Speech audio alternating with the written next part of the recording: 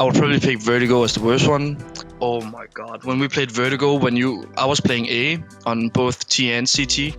So when you go up the ramp, you just get so many nades in your head. You get mollied, you get flashed, you're blind the entire round. You see people running through smokes. I don't feel like it's a really good map, honestly. It just feels like you're dying before you see anyone getting shot through smokes and stuff. It's not really something I enjoy. Like I'm not playing a video game because I want to shoot at tracers through a smoke all the time, which it feels like you're doing that on that map. I think Vertigo is a map that in many ways is really poor in terms of competitive play. The reason why is that you have two levels like on top of each other, and you can hear pretty much all rotations and everything, and it's all about cutting off that one rotation and you win the round. And at least in the beginning of the game, it was like people going A and A and A and A and A and A and A and A and A and A and A and A and A. And as a B player, it was really horrible when people keep going A and A and A and A. That sucked. Because then it was either you get demolished or you had to retake. So that sucked. So Vertigo is my least favorite. For me personally, Vertigo is the second best map. It just has something very fresh, even though it looks very hard for a spectator to watch the map, but it feels like for the players, or at least for me, it feels very nice. It's a new map. It just gives me some more motivation to just work around and have some nice ideas on the map. I don't think there's any other map that's worse than Vertigo at the moment anyway, so I'll go with Vertigo. It's an easy answer, but it's getting better though. I think the teams are learning how to play different wise, but I think the options are still limited on that map. Let's see if it develops more on the pro scene.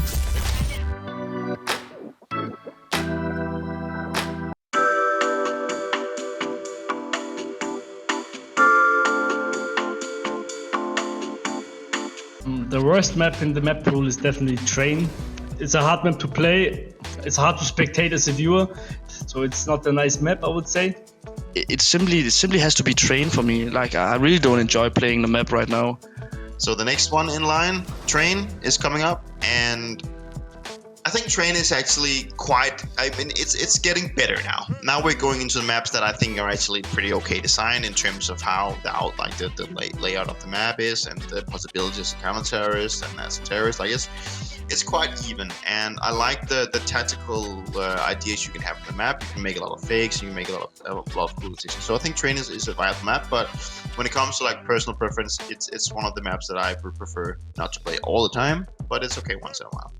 I think Train is one of the hardest maps to play. To be honest, it shouldn't be ranked 2. I think it should be on the very bottom for many players because the options are very limited too. Like just the way the map is designed, Dupreeh can punish so much on everything you try to do. There's all this ladder control room where you basically don't have it in any other map. Like it's so tough to work with that ladder control. So Train is a very tough map, but I like it a lot. It's my favorite map. That's why I'm gonna rank it number 2. I think Overpass. I'd go with Overpass. I think Overpass is too big. I'll probably pick Overpass as number 5. I think Overpass is a really good map. And the reason why Overpass is a good map is that it has pretty much everything you need on the map. Like even though you have like the bomb sites quite close to each other, you still have a lot of possibilities to terrorists. You have the connector part, like the underground part, where you can have a lot of fast rotation, so you can have a really fast swap from A to B as both counters also as terrorists. And I think the map just allows you to have a lot of good approaches as both sides, and that's what I think makes a really good a good Counter-Strike map, is that you can have a lot of opportunities and approaches on both sides. So that's why I like it. But it's a hard one. I would say it's probably Overpass. It's also same. It's also a hard map. I think it's to play at least it's a very hard map. You need to have nice communication. You need to have nice answers to play the map properly. And many teams don't actually play it so often. The same goes to Train.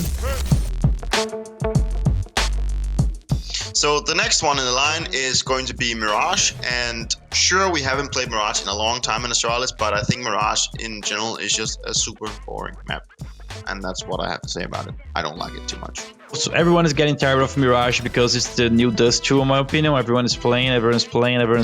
It's kind of everyone is getting annoyed of the map because it's just there every single time, but that means that Mirage is actually a good map in my opinion because everyone wants to play it, right? But I'll put Mirage there just because of that as well. It's a nice map, definitely. You have a lot of different styles to play the map. I really like the map so far. Maybe it can also have a different, I don't know, approach of the map, something, maybe a new way or something like in Underpass. Maybe you can go above the map or something. The best one, Mirage. I really enjoy playing Mirage, even though it's an old map. It feels like, and we do the same tactics, it just feels like the map doesn't get old. Like, it's still enjoyable to play for me. I would say probably it's Inferno, even though I really like it. It's like a love-hate relation. And yeah, Inferno was always in the map pool. I think now it is at least much better than it was before with the banana, how it was with the railings and stuff like that. So it was really bad. So it's not, at the moment, definitely better, but it's still, I would say, it needs to have a little something fresh. Number 3, Inferno. I like the simplicity of Inferno, that you don't, like, it doesn't require tons of utility to play, and it still requires a lot. If you group up and you just play off each other and go for the trading game, it can be really effective. But it's also, even though I don't play Banana, I think Banana is a really tactical, cool place where it just allows you to trade a lot of utility, and in general you fight for this control to have an advantage on the other side of the map, and the rotation is just so key on this map. So it requires a lot of good team play to be able to fulfill a really successive Inferno game. I would put Inferno first. I just think Inferno, it's a very solid map, gives us the best games. You can see it's very competitive around all the games we see. It's very difficult to see Inferno game being a super easy match for any team playing it. It's very tough battles every time. I think Nuke is probably going in here, and the reason why I don't think Nuke should go higher is mainly because we've always been really good at Nuke, and now everyone else seems to be really good at Nuke as well. So, and playing the inner bomb side position can be quite a struggle, because you're quite limited as a counter-terrorist, in my opinion. And then again, also as a terrorist, like, you are very dependent on having a lot of utility and having a lot of different smoke lines, and now people know how to extinguish the different smokes and make gaps in the smokes, and then it's just a headache. But Nuke is still like a tactic-wise pretty good map. Well, Nuke, I'll go Nuke as a third position, but I think Nuke is great though. It's a very strategical map. As I'm playing it more and more, I'm learning more about it. I think this last version of Nuke is actually super great. We have played so many versions of Nuke, right? I don't think the other versions were so great as this one is. So I think Nuke is a very good map to play on both sides, and it's a very strategical map as well. I really feel like Nuke is really close to taking the top spot. It's a really fun map to play on T side and CT. It feels like on some of the maps it's only fun to play one side, and the other side's kind of a struggle. Like, you really have to work hard to grind some rounds. And I feel like those two maps, they're really fun to play both sides. The best map for me is Nuke. Why? I would say the design of the map is nice. You have some easy duels, not so many trash on the ground. It's like really clear. In the end, also really hard to manage to play this map properly. Especially city side and T side is really hard. But there are many nice teams who work this map properly. For example, Navi is really good. Astralis was always very good on this map. It was always nice games to see, and that's why I love this map.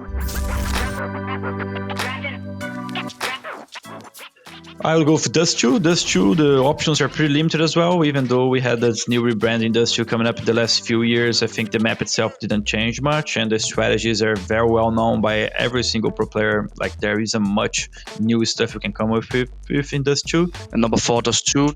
I like Dust 2, but it goes... I would say it's everything every time the same. You need to use a smoke to cross from A to B, basically from city base to B. It's not worth it. You don't have it on any other map that you need to use a utility so fast in the map. So it gets a little bit tricky on this side. But actually, it's one of the best maps to spectate. You have always action. You have always nice fights. You have always nice tactics to work around. You have nice utility usage here and there, and it's a nice map to see for sure. And as no surprise, the winner is Dust 2. And the reason why Dust 2 is the best map in the world is because there's tons of sand.